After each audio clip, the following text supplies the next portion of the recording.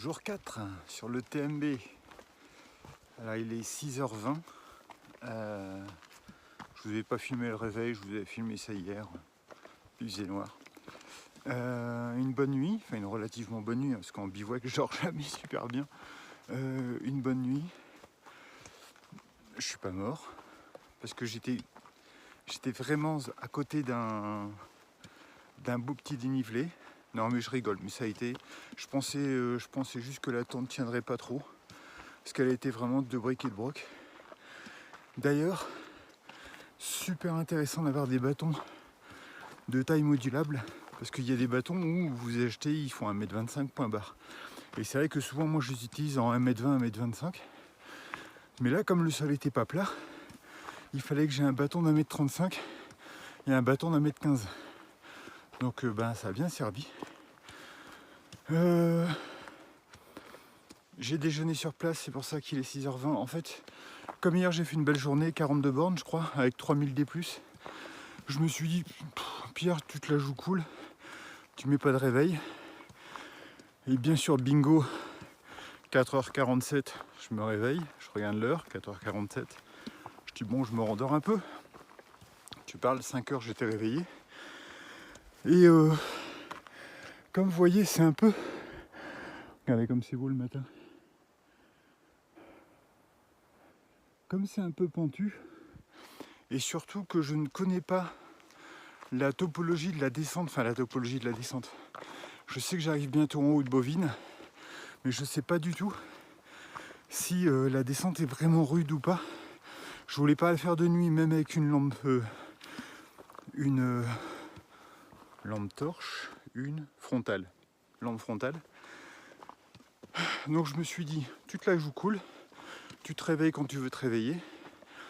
J'ai déjeuné sur place, j'ai fait mes petites affaires, les rangées, les soins des pieds et tout. Et je me suis dit, ben voilà, je me mets en route quand il fait beau. Enfin, quand il fait jour. Et bingo, c'est incroyable, à chaque fois je fais un truc, ça se goupille bien aujourd'hui. Enfin, sur ce trek.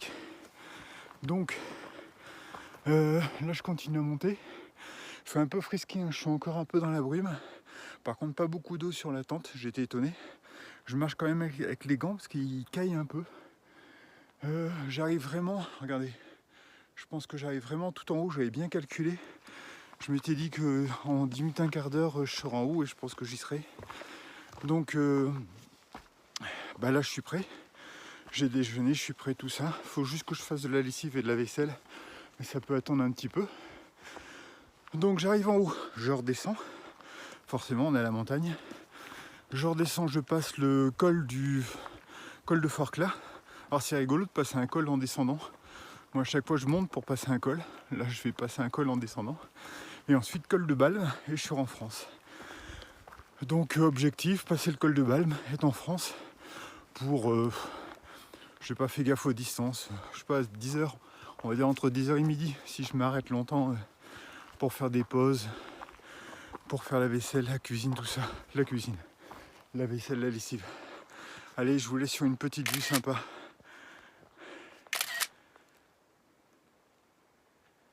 J'ai trop envie de vous faire partager ça. Regardez-moi ça comme c'est beau. Au-dessus des nuages.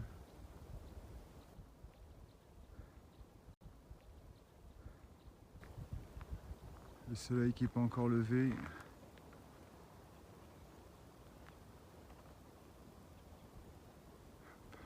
Et moi je viens tout en bas là dans la vallée. C'est magnifique. Les montagnes au loin.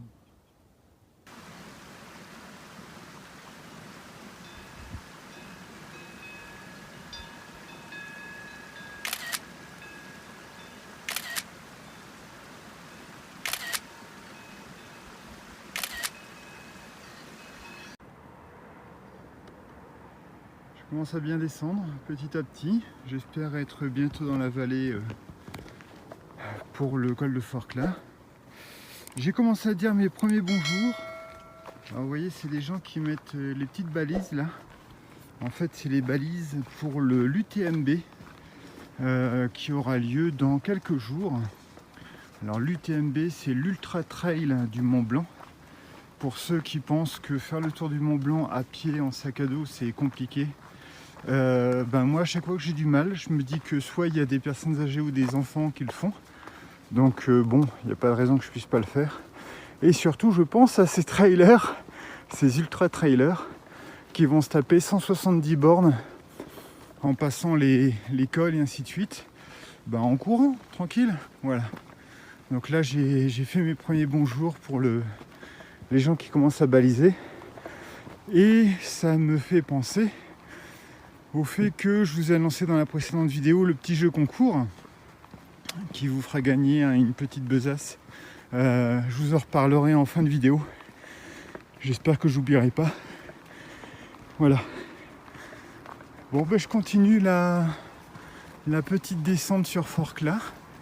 J'espère y arriver bientôt. Il est 8h là, ça devrait plus trop tarder. Et on se retrouve après.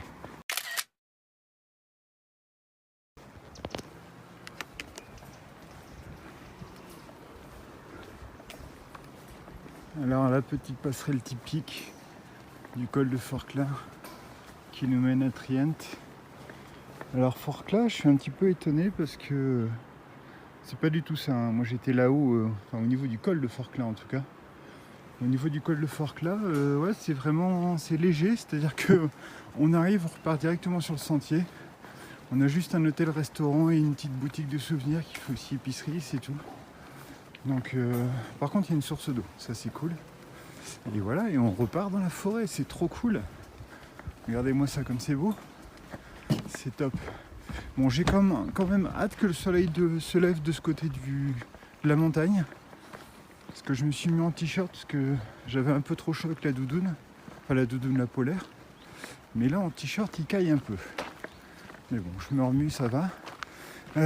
Trient normalement très vite, dans 30 minutes, annoncé. Bon, je pense dans 20 minutes peut-être, vers 8h30. Et par contre, col de Balme, annoncé 4h. Donc je pense que ça va piquer un peu pour monter. Par contre, grand plaisir, parce que col de Balme, ça veut dire arriver en France, quoi. C'est trop génial. Je sais pas si vous les voyez devant.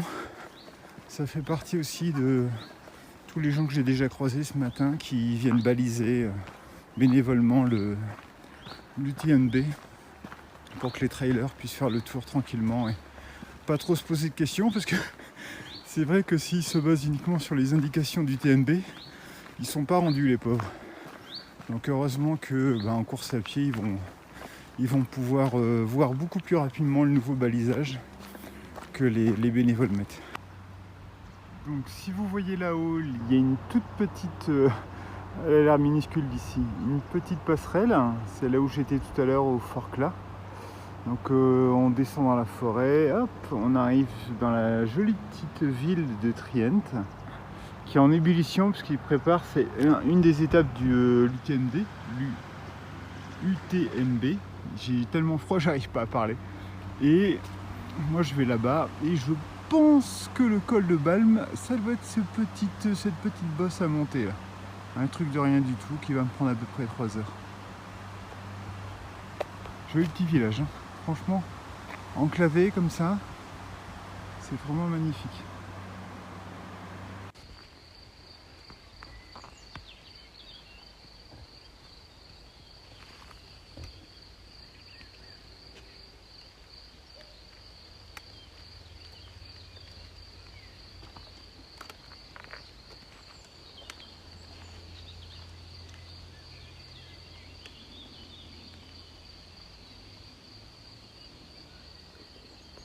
La montée du col de Balme, fatigante forcément, parce que c'est une montée et on va monter à peu près sur 2 heures de temps. J'ai pas regardé le D+ à faire au total, je vous l'afficherai. Par contre c'est un coin sublime, quoi. Là vous avez une montée qui est pas trop abrupte, ça va encore, même si c'est fatigant. Et regardez, c'est top, quoi. On est entouré, on est vraiment dans la forêt. Donc c'est vraiment super. Ce qui est top aussi, c'est que comme c'est une très belle journée, bon déjà il pleut pas, il n'y a pas de vent, mais en plus il fait bon et le soleil commence à taper un peu, là il est 10h40, mais on est à l'ombre, donc c'est vraiment génial. une très très bonne condition pour faire l'ascension du col de Balme.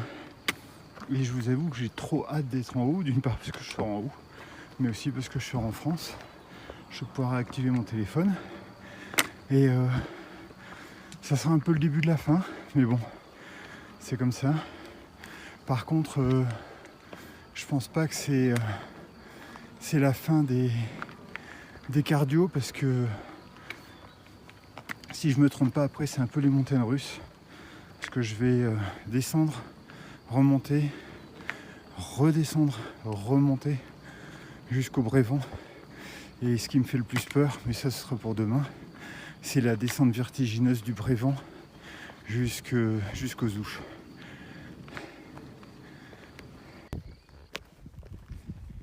Alors la montée du col de Balme, pas vraiment compliquée. C'est un peu pentu dans la forêt, mais très agréable. C'est beaucoup moins pentu après la forêt, mais alors là, mais qu'est-ce que c'est cassant, quoi. Là, il y a vraiment des gros rochers, des grosses pierres. On n'a que des appuis fuyants. J'ai failli me casser la gueule une ou deux fois malgré les bâtons. J'ai vu des gens qui ont failli tomber aussi, qui ont perdu l'équilibre. C'est vraiment très très fatigant. Il faut vraiment être en forme pour le monter, parce que puis on va pas tout droit, on fait des gauches droites pour éviter les gros blocs. Donc ouais, c'est pas une montée à prendre à la légère. Soyez bien en forme quand vous allez la prendre. Je pense à mes deux petits jeunes d'hier là qui voulaient arriver en France dans la nuit. S'ils se sont tapés toutes les montées qu'on a eues ensemble, plus quand je les ai quittés, moi j'ai encore fait Bovine qui était quand même une belle montée. Et ensuite Balme, avec la descente de Forclaz qui est pas non plus si évidente que ça. Ils ont dû vraiment avoir du mal, les gars. Tout ça en pleine nuit, chapeau. Bon, en tout cas, je les ai pas entendus passer quand je bivouaquais, parce que je me suis dit que dans la forêt, dans le silence, avec juste deux gars avec des bâtons, je devrais les entendre. J'ai pas entendu. Donc je sais pas s'ils sont passés ou pas. En tout cas, j'espère qu'ils vont bien. J'arrive bientôt. La petite maison à la prairie. Et on voit même plus. On vient de là-bas tout en bas. Je pense que je verrai mieux de là-haut.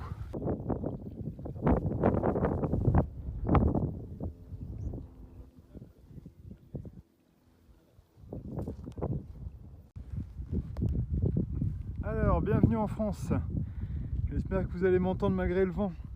Alors, moi je viens de là-bas. Là-bas c'est la Suisse. Là, le refuge de la Balme. J'ai pu me faire une bonne petite soupe avec un cake salé, ça m'a fait du bien. Parce que j'ai jamais mon repas du midi, souvent je grignote des choses, mais là c'est vrai que j'ai croisé très très peu de fils. Donc pas trop possibilité d'acheter des bananes, des pommes, du pain. Donc voilà, et la France. Donc là je continue tout droit, je vais descendre, col des Posettes. Je vais remonter, descendre, remonter, descendre. Il y a le Brévent qui est là-bas. Et là tout en bas c'est Chamonix. Voilà, donc moi maintenant je vais longer tout ça sur très très loin. Et arriver enfin aux Ouches. Alors pas aujourd'hui, ce sera sûrement demain. Enfin, ce sera demain. Mais voilà, encore une petite balade à finir pour finir ce tour du Mont Blanc. Le tour du mont qui est là-bas, qui est tout blanc. Voilà, là on le voit vraiment très bien. Super beau. Voilà.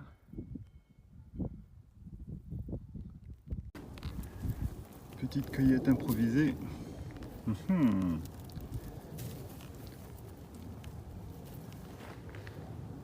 C'est pas bon ça? J'adore trouver sur le chemin des choses pour me nourrir. Il y en a partout. Regardez ça. Partout.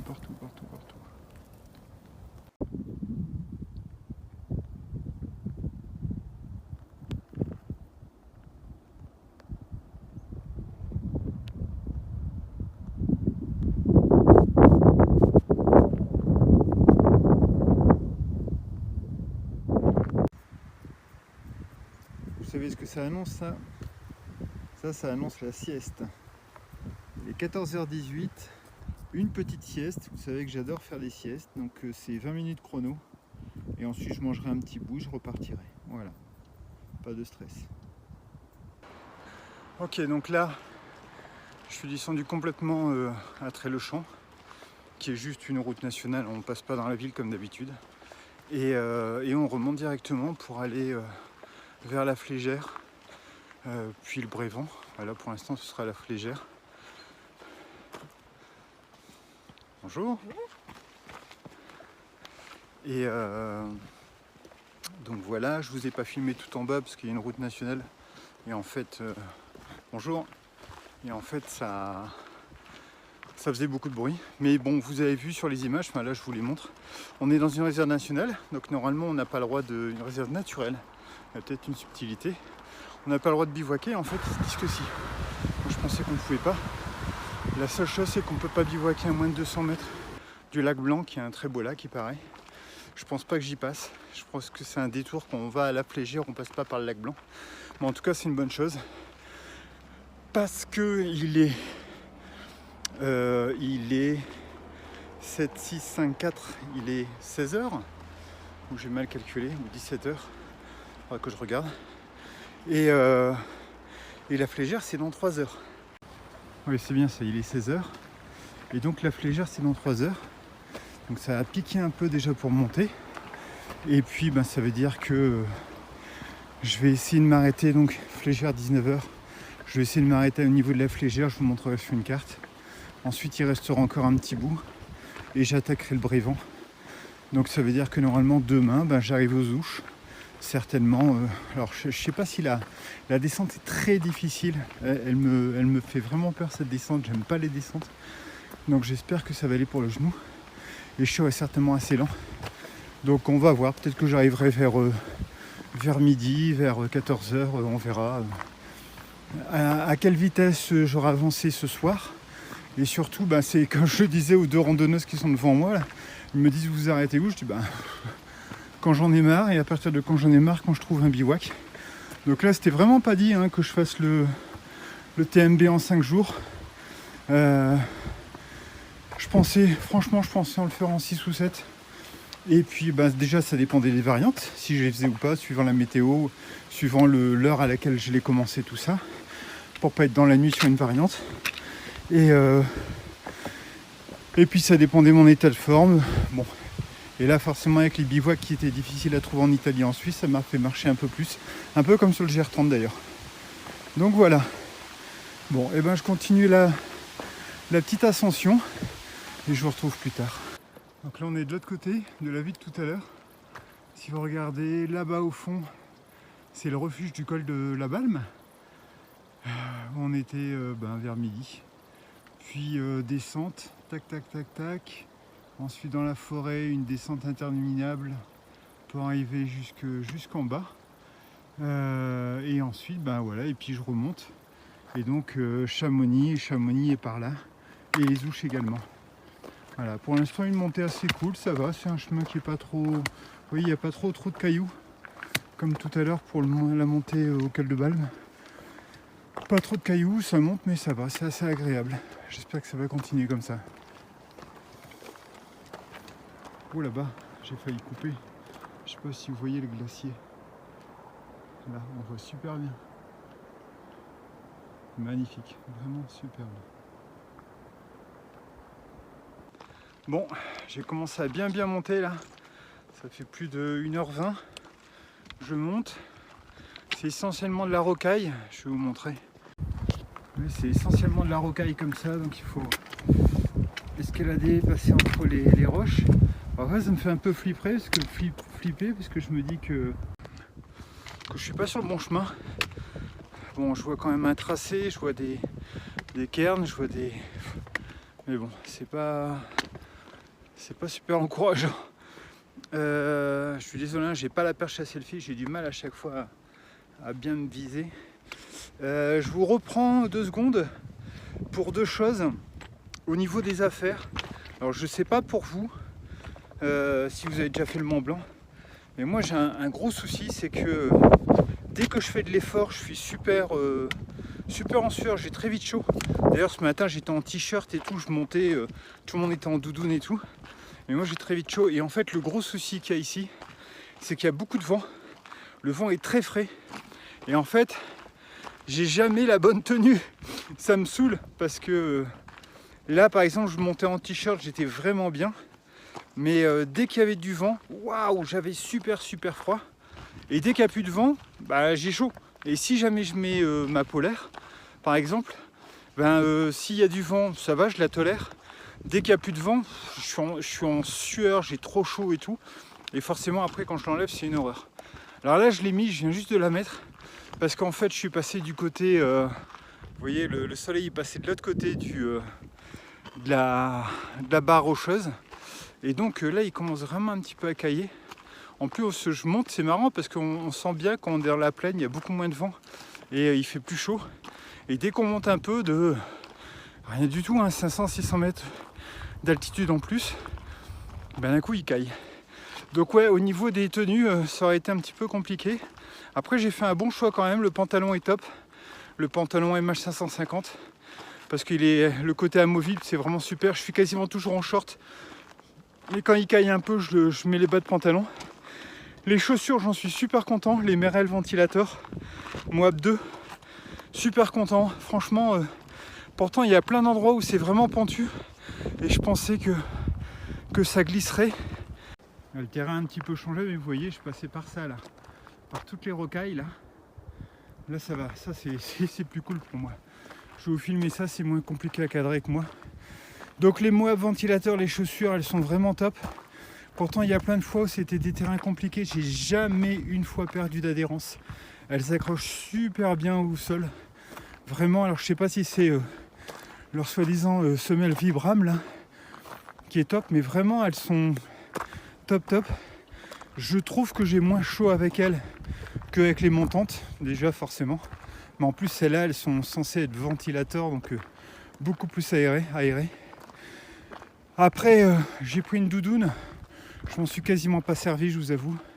Elle aurait pu m'être vraiment utile s'il avait fait très mauvais et que par exemple la polaire aurait été mouillée. Voilà, ça c'était la doudoune, c'était une bonne solution de secours. Et puis bon, en montagne, cracher sur 300 grammes pour du secours, c'est un peu con, enfin pour moi. Voilà, la polaire est top. Je remets là parce que il faut que je regarde le chemin et je pourrais pas cadrer ma tête en même temps. Donc le chapeau est top. Les lunettes chromatiques, photochromatiques, elles sont géniales. Vous pouvez pas aller en montagne sans lunettes. Franchement, le soleil est tellement dur que faut vraiment vous protéger les yeux. Le Vosgien dont je vous avais parlé, je crois que c'est dans l'épisode 3, c'était hier ou avant-hier, l'épisode 2 peut-être. L'épisode 2 c'était l'Italie. Il n'arrivait plus à lire sa carte, il voyait plus le GPS de mon téléphone puisqu'en fait il a marché 3 ou 4 jours sans lunettes. Il s'est explosé les yeux, il me disait qu'il voyait tout flou, il avait du mal à bien voir quoi. Donc bon, faites très attention. Voilà, je crois que j'ai fait le tour, chapeau, lunettes. Il y a des choses que j'ai pas dit. Ah si, j'ai pris des gants aussi. Les gants Forclaz, ça m'a fait marrer quand je suis passé à Forclaz avec mes gants Forclaz et mon chapeau Forclaz. Les gants très utiles.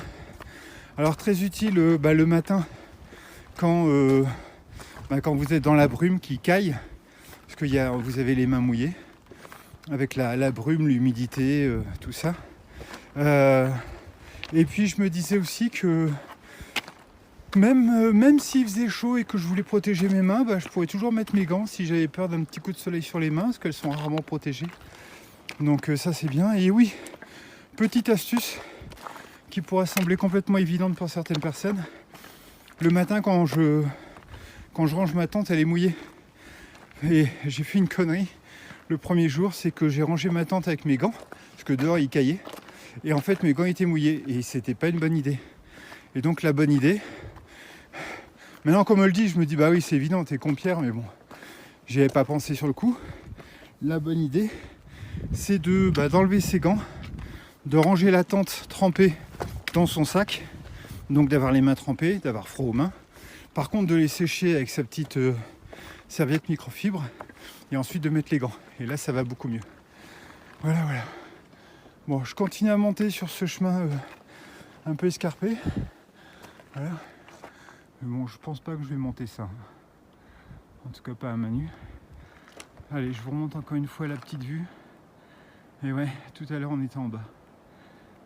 Et tout à l'heure on était en bas et tout à l'heure on était en haut. Enfin à midi.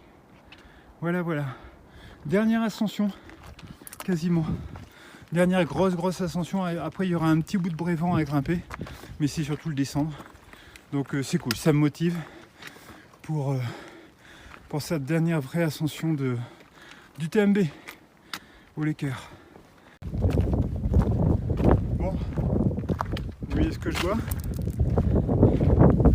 Il y a de l'échelle. Réserve naturelle Aiguille Rouge. Il va falloir grimper. Et si on grimpe pas bien comme il faut, on descend comme il faut. Bon, bah on se retrouve peut-être tout à l'heure en haut. Et ça continue tout du long. Bon, encore en vie. Ça a l'air de rien, mais j'en menais pas large. Franchement, il y a un beau dénivelé. J'ai l'habitude de monter aux échelles avec mon boulot, mais là vous dites, je loupe un échelon et c'est foutu quoi. Et voilà. Et en plus, regardez, c'est quand vous voyez ce genre de truc là. Alors ça, c'est pour nous aider à monter. Quand vous voyez comment c'est complètement explosé, que ça n'a pas été remplacé, voilà, vous n'avez pas super confiance. Alors c'est vrai que les échelles, il y en a d'autres là. C'est vrai que les échelles, elles sont en fer, en métal et tout, mais on se dit, enfin, vous savez, c'est toujours le doute quoi. On se dit, il suffit qu'il y ait un truc qui soit mal accroché, que ça pète, enfin, voilà. Je suis étonné qu'au début du chemin, ils ne l'annoncent pas. Parce que tout le monde n'a peut-être pas lu le topo guide. Enfin, moi, dans le topo guide, je n'avais pas vu, mais j'ai peut-être passé à côté. Je suis peut-être passé à côté. Je trouve qu'au départ du chemin, on devrait dire, voilà, si les gens ont vraiment le vertige, voilà, il faut pas passer par là, quoi. Parce que je trouve ça... D'un coup, vous arrivez devant un mur, après 1h20 de marche, d'ascension. Et là, on vous dit, ben voilà, c'est ça où... tu passes pas, mon gars. Tu redescends tout.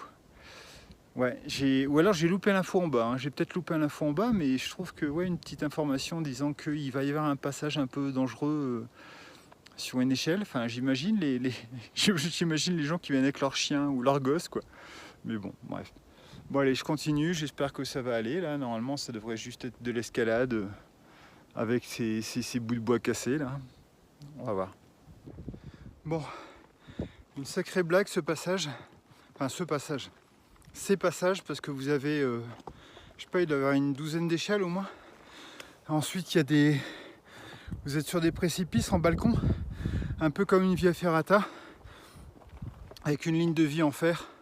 Et bien sûr, contrairement à la via ferrata, vous n'êtes pas accroché, donc vous devez passer comme ça. Ouais, j'ai été hyper concentré. Je vous avoue que j'ai pas du tout apprécié ce passage. Et je me remémore ce qui a pu se passer. Et apparemment, tout en bas, j'ai vu qu'il y avait une variante. Et j'avais vu, il y a un passage avec beaucoup de dénivelé pour arriver jusqu'à la Flégère. Et pardon, je tousse parce que j'ai pris des graines pour me rebooster un peu. Et apparemment, il y a une variante qu'ils appelaient variante en balcon. Donc avec pas de dénivelé en balcon et qui allait jusqu'au lac Blanc. Et à un moment, je suis arrivé sur un chemin. Il n'y avait pas d'intersection et c'était marqué lac Blanc et un autre nom que je ne connaissais pas. Je me suis dit, il n'y a qu'un seul chemin. Donc de toute façon, c'est forcément par là à la Flégère. Et je me demande si, comme d'habitude, j'ai pas loupé un panneau ou c'est mal indiqué. Voilà, c'est tout, c'est mal indiqué. Je suis vraiment, franchement, je suis pas le seul parce qu'à chaque fois que je croise des gens, je leur dis, vous pensez quoi du TMB? Tout le monde me dit, c'est magnifique, c'est super beau. Et je dis un truc négatif, c'est mal indiqué. On se paume, il y a des intersections, il n'y a rien, enfin bref. Donc je me demande si en fait j'ai pas pris une variante en balcon, parce que là on est vraiment en balcon, mais sans balustrade, quoi. Alors c'est magnifique, hein. On dira pas, hein, c'est magnifique, c'est super beau, vous avez la ville en contrebas, on sent bien qu'on est haut, vous avez les différents glaciers, il y en a un là, et un, je sais pas si vous voyez, il y a des nuages presque devant, donc non, c'est super beau, mais voilà quoi, ça fait un petit peu drôle. Et là, je crois que j'arrive au bout. Là, vous voyez, c'est au-dessus. Donc, je continue à escalader. On verra si j'arrive au lac Blanc ou pas. Et en fait, j'ai une petite... Je vais continuer à avancer, si ça vous gêne pas. J'ai une petite interrogation en tête, c'est que je suis quand même bien en avance sur mon horaire, parce que si jamais je vais jusqu'à la Flégère là aujourd'hui, je pense qu'il me reste, j'en sais rien moi, 4 ou 5 heures de marche. Comme je pensais le faire en 7 jours, 6-7 jours, et que je le fais en 5, parce que même si j'ai encore 5 heures de marche, demain j'arrive, je sais pas moi, vers midi, 1h. Je suis parti samedi à 18h, donc voilà, je l'aurais fait en 5 heures. Pourquoi pas faire un petit détour vers le lac Blanc, il paraît que c'est super beau. Comme j'ai largement le temps, plus j'ai regardé les bus, les trains pour rentrer à Lille, c'est un peu la mouise ici. Il va falloir que je prenne 3 bus, 6 TER pour arriver jusqu'à Lille. Donc je me dis pourquoi pas être cool et essayer de passer par le lac Blanc, quitte à avoir fait ce périple là pour grimper, à voir. Voilà, je vous reprends tout à l'heure quand c'est un peu plus cool. Mais bon, je voulais quand même vous montrer un peu le passage parce que j'avais vu Dimitri monter des échelles et je savais qu'il y avait des échelles, mais je pensais que c'était au col du Four, qui est la variante au niveau des Contamines Montjoie. Mais j'ai peut-être zappé, j'ai peut-être mal compris, et c'était peut-être celle-là en fait. Mais bon, bref, je voulais vous montrer, parce que je trouve que c'est toujours intéressant aussi de voir les côtés pas toujours super cool et reluisants des randos. Bon, mea culpa, c'était bien indiqué dans le topo guide, mais une fois qu'on est sur place, on le lit pas pareil. Parcours quelque peu aérien, ouais, en fait t'es à la verticale mon gars, et derrière c'est le vide, mais parfaitement aménagé d'échelles et de mains courantes. Oui, c'est vrai que c'est parfaitement aménagé d'échelles et de mains courantes. C'est quelque peu rassurant. Je pense qu'en fait il en faudrait 3 des comme ça au début et 3 à la fin. Hein, ce serait pas mal. On a une petite modification, monsieur Topo Guide. Et puis mettre aussi, si vous flippez votre race dans le vide et que vous n'êtes pas très à l'aise avec la notion de mourir, ne passez pas par là. Bon, en même temps, apparemment, on peut passer que par là. Et voilà. Encore un mouton sorti de son enclos. Un mouton à cornes. On aura vraiment tout vu ici. À moins que ce soit ça, ce qu'ils appellent un zébu des Alpes. Bonjour monsieur, comment allez-vous?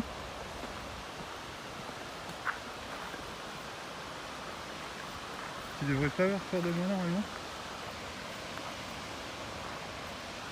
Non.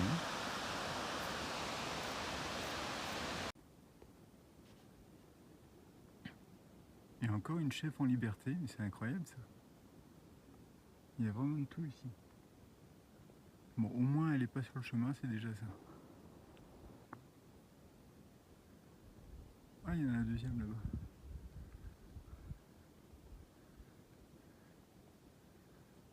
Faudrait brouter un peu plus, hein, parce que l'herbe, elle est quand même haute. Hein.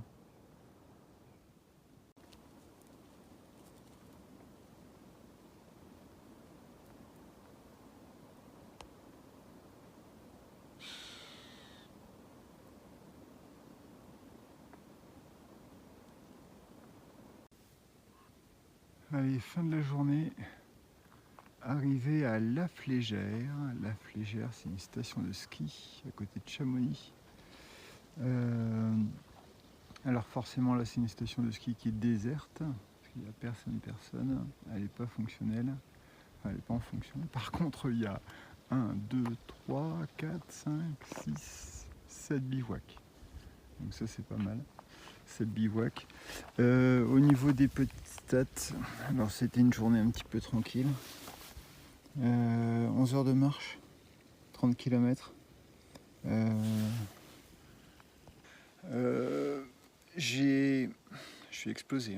J'ai Visio Rando qui indique pas tout à fait la même chose. J'ai 27 km je crois sur Visio Rando. C'est bizarre pour le même temps de route, ça doit être le GPS qui doit être un peu différent, mais bon voilà. Je comptais pas arriver jusqu'à la Flégère, je pensais m'arrêter un peu avant. Mais c'est bien que ce soit la Flégère. Donc demain, si vous regardez la carte, demain je monte un peu jusqu'au Brévent et je descends. Donc j'ai cru comprendre à partir du topo guide qu'il me restait 4 ou 5 heures de marche. Donc c'est cool, je devrais arriver aux Ouches en début d'après-midi. Voilà, voilà. Pour le concours, parce que j'ai fini de rencontrer des gens, je pense. Pour le concours, donc j'ai un chiffre. C'est à vous à deviner ce chiffre. Si vous devinez ce chiffre, vous avez une petite besace en cadeau que je vous enverrai. Plusieurs spécificités. Vous mettez en commentaire dans cette vidéo-là le numéro auquel vous pensez. Alors, un petit indice qui n'en est pas un, c'est un département français cher à mon cœur. Mais c'est pas vraiment un indice parce qu'il y a un petit piège. C'est un département que j'aime beaucoup. Voilà. Donc voilà. Si jamais il n'y a qu'une personne qui donne le bon numéro, elle gagne. Si jamais il y a plusieurs personnes qui donnent le bon numéro, c'est la première qui a donné le bon numéro qui a gagné. Si jamais il y a deux numéros équidistants, c'est celui qui est le plus haut. Donc par exemple, si vous pensez que c'est j'en sais rien moi, le 3, j'ai croisé 3 personnes. S'il n'y a pas 3 et qu'il y a un 2 et un 4, c'est le 4 qui gagne. Par contre, bien entendu, s'il y a un 2 et un 5, c'est le 2 qui gagne parce qu'il est le plus près. Voilà, je crois que j'ai rien oublié. Vous pouvez jouer 65 fois, mais c'est la première fois qui compte. Donc ça sert à rien de mettre 45 chiffres. Et puis c'est tout, je crois. Voilà. Donc, ben voilà, moi il me reste plus qu'à aller me trouver un petit lieu de bivouac tranquille. Et puis on se revoit demain pour le dernier jour.